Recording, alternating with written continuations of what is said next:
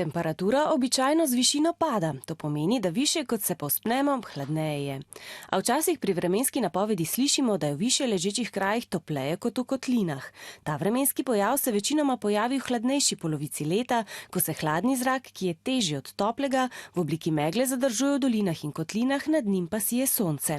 Ker je to ravno obratno od običajnega, pojav imenujemo temperaturni obrat ali temperaturna inverzija. Takrat je torej v dolini temperatura nižja, v zgornjem pasu pa višja. Temperaturni obrat pa v nižinah zadržuje tudi onesnažen zrak. Tako nastane onesnažena megla ali smog, saj večina trdih delcev s hladnim zrakom, ki je težji, ostane pri tleh. To so delci z oznako PM10. V zadnjih dneh beležimo povečane vrednosti teh delcev, ki so v takšni obliki že lahko nevarni za naše zdravje. Z oznako PM10 označujemo delce s premerom 10 mikrometrov. Šele 5 takšnih delcev skupaj bi bilo debelih kot človeški las. PM10 so najnevarnejši za zdravje. Njihovi viri so promet, industrija in kurilne naprave. Večino teh delcev pri zdravem človeku sicer prečisti nos, zato je pomembno, da ne dihamo skozi usta. A če delci pridejo v dihala, lahko povzročijo bolezni na pljučih. Ker so tako majhni, lahko prodrejo celo v kri, od tam pa v možgane.